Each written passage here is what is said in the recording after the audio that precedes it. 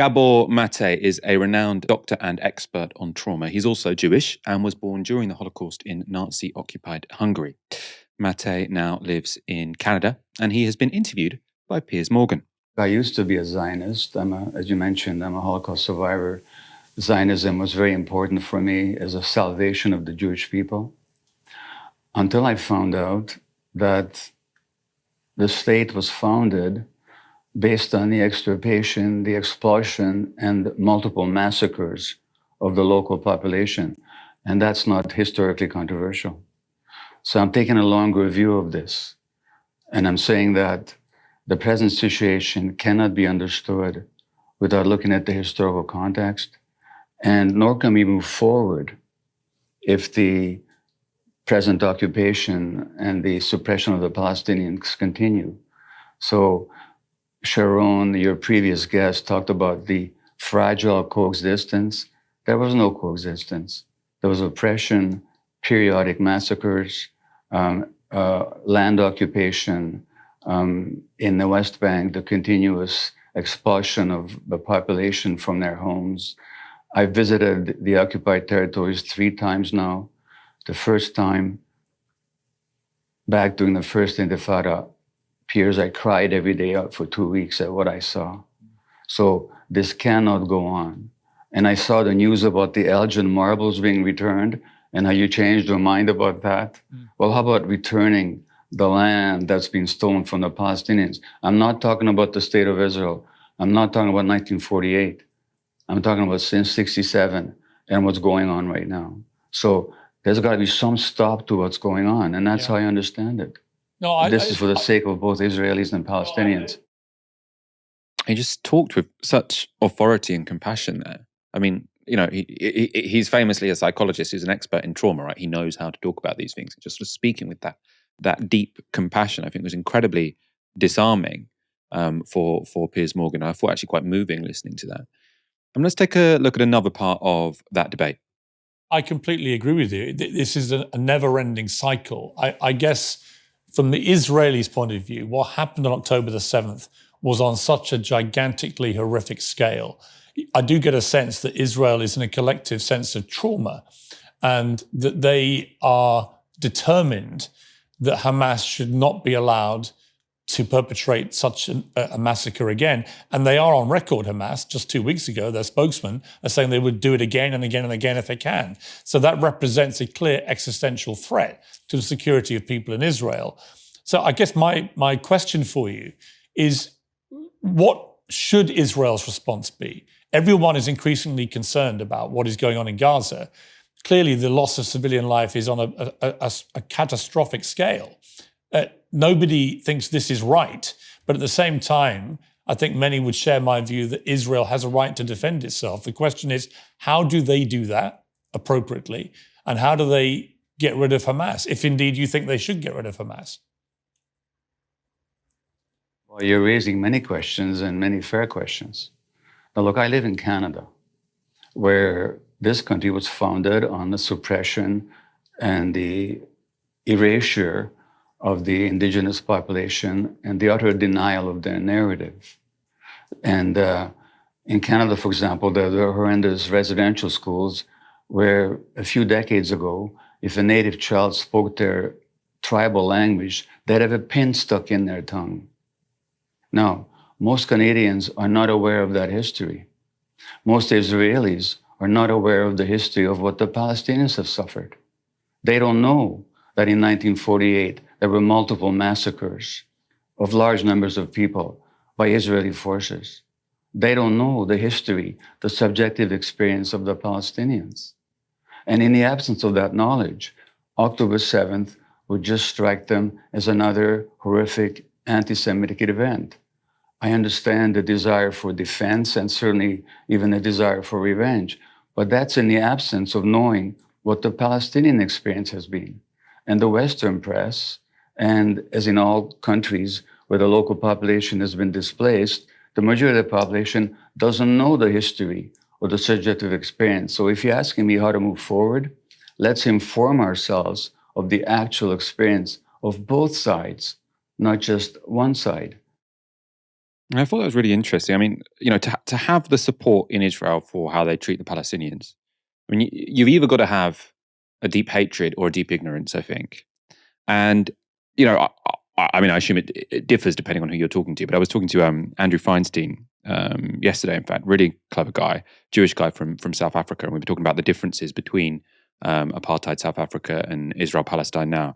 And he was saying one thing he thinks is more extreme in Israel than it was in South Africa is that Israelis, Jewish Israelis, are able to quite successfully just completely ignore the existence of Palestinians. Gaza, he says he sort of, met people on the beach in Tel Aviv or whatever, and people spoke as if there was no one in Gaza, that Palestine didn't exist. They have a life which is completely insulated from the suffering of people in Gaza and the West Bank. And therefore, when October the 7th comes around, it's just this complete surprise by these barbarian hordes who presumably can only be motivated by anti-Semitic hate, right? Now, it's irrelevant to the question of justification, I think, to say that's not a very good explanation of what happened on October the 7th, right? The explanation, which isn't a justification, involves the fact that you have a people who have been laid siege to, occupied, oppressed, suppressed, and you have a people next to them doing the oppressing, or whose government are doing the oppressing, whose army are doing the oppressing, who are able to be completely ignorant of that.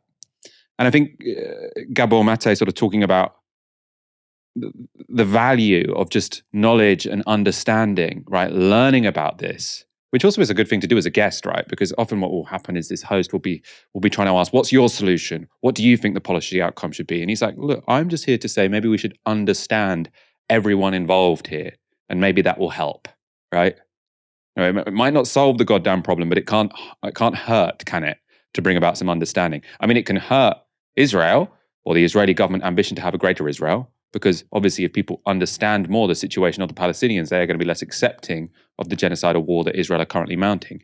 But if you have any ounce of humanitarianism in you, then understanding is not going to hurt. Gabor Mate went on to directly address the question of whether Israel has a right to defend itself. Israel has the right to defend itself. Every country does. But Israel has no right to impose an occupation on people. Now look, I was born in Hungary. In 1956, when I was 13, studying for Bar Mitzvah, there was the Great Hungarian Revolution against Soviet occupation. And it was after that revolution that we became refugees and came to Canada. Now, did Russia have the right to defend itself against the Hungarian revolutionaries? And mostly when we talk about Israel's right of defense, we're taking isolated Palestinian actions, but we're not saying that this population also has the right to defend against the occupation. I'm not justifying the terrible events of October the 7th. I'm talking in the absence of historical awareness. It all just looks like Israel defending itself. But against whom?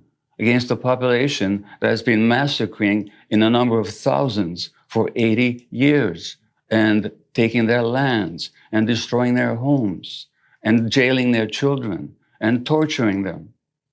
That's the history. Now, unless we know that, it all looks like this poor little country trying to defend itself. But against whom? Against people it's been occupying and displacing for 80 years. That's the history, as Israeli historians have shown. I don't make this stuff up. I wish it wasn't true. I wish I could believe in the dream of the Jewish state. I love that dream. Except I found out at what price, at what nightmare that imposed on the Palestinians. I think that was really important there as well. He wants to believe in Israel, right? He survived the Holocaust, right? I mean, he was a baby, but I mean, I was reading his Wikipedia actually. I think he said even as a very small child, he suffered a lot of trauma in part because his mum had to give him up for a few weeks to save his life, and then in his childhood, that created a lot of resentment towards his mum for that. Obviously his mum had made the right decision, but that inevitably fills your life with trauma, even if you were a baby at the time. David, what did you make of that interview? And also, I suppose, maybe this is a bit of a forward question, but you're sort of North American, liberal, Jewish background. Are you coming from a similar place as Gabor Mate or are you? Is that okay to say? I mean, I could give a whole life story of my own trajectory through the Jewish world. I come from a very divided family. My mother was raised as a kind of true American Jew, along the lines that you would see from a Chuck Schumer, for example, someone who believes in the greatness of the United States, but also in a deep fidelity to the project of Zionism as the one and only place where our people could be free and protected and safe after so many decades of pogroms and Holocaust. And then my father's family, who come out of the Parisian resistance, who fought the Nazis on the continent and were refugees following the war, who were deeply anti-Zionist and never, even from, in the 40s and 50s, never at all felt aligned with or complicit in the transmission of one genocide against the Jewish people to another against the Palestinian people. And I was raised kind of in that tension in a very Zionist community. Just by nature of growing up in the United States, Los Angeles is a huge hub for Zionist thinking and behavior and financing for the Israeli project as well.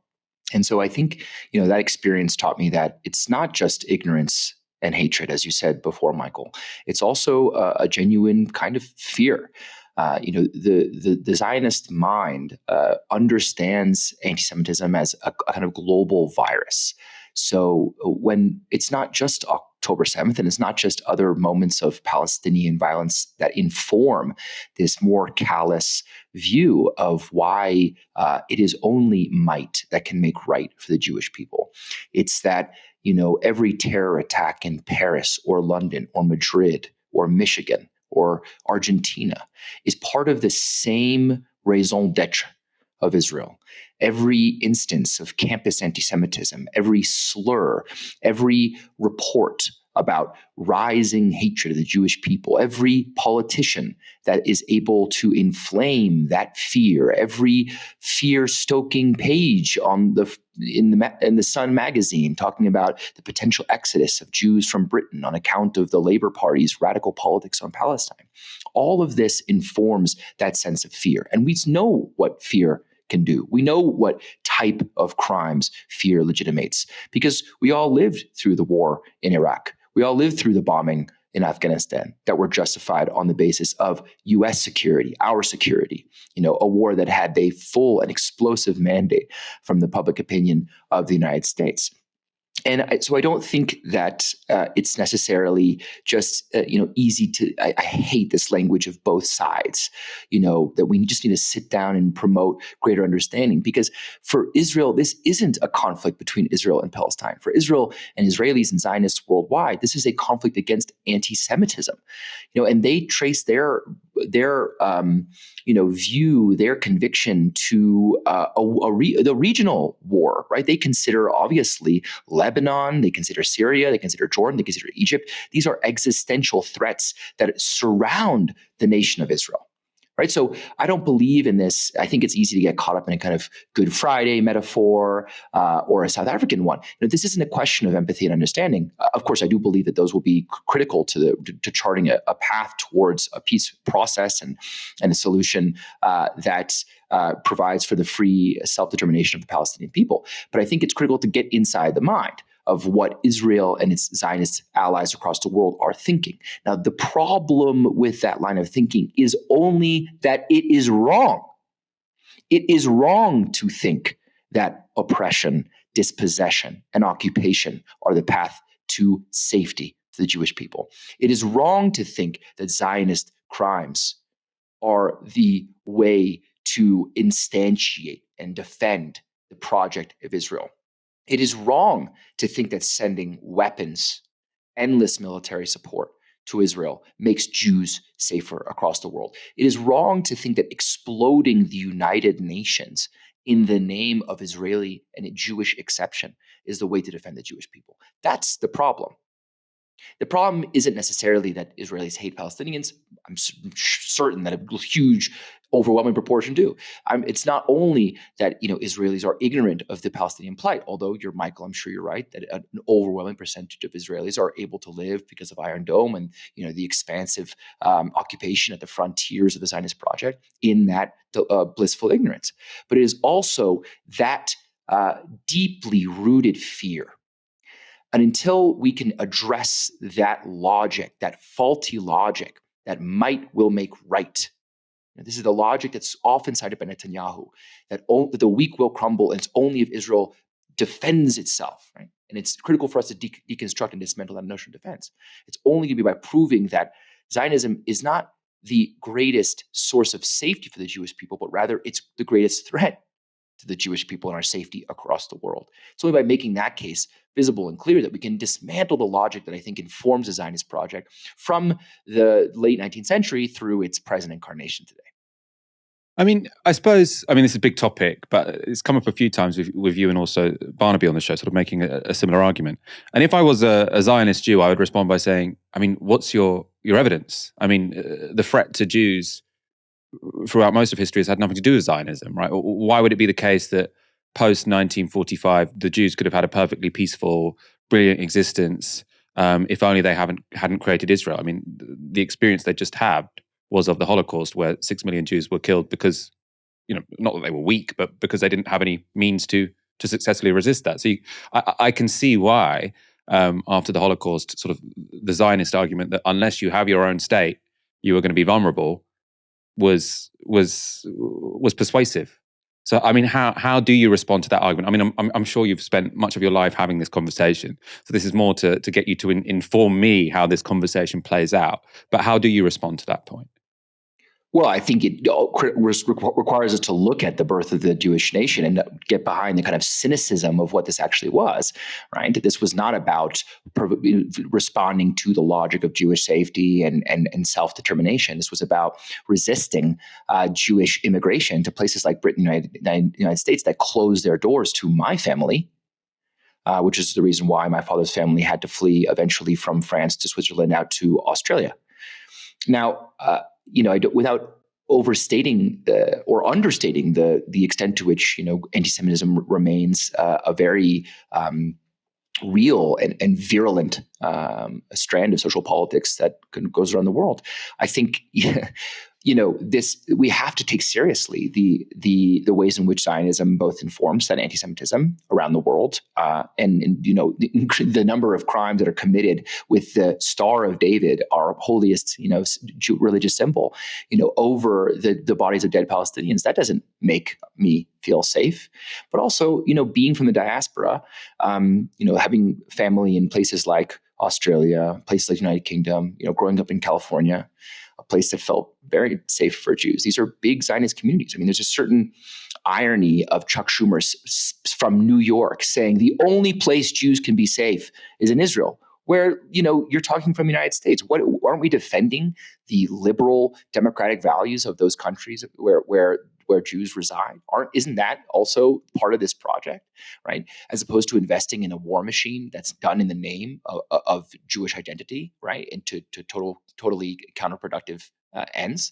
And so I think that it's both critical to contest the notion that Zionism was in any way motivated as a global project by a defense of the Jewish people back then, but also today to ask ourselves, well, where are Jews safe? What are the contexts in which, the Jewish people are able to live and thrive, and those communities are able to,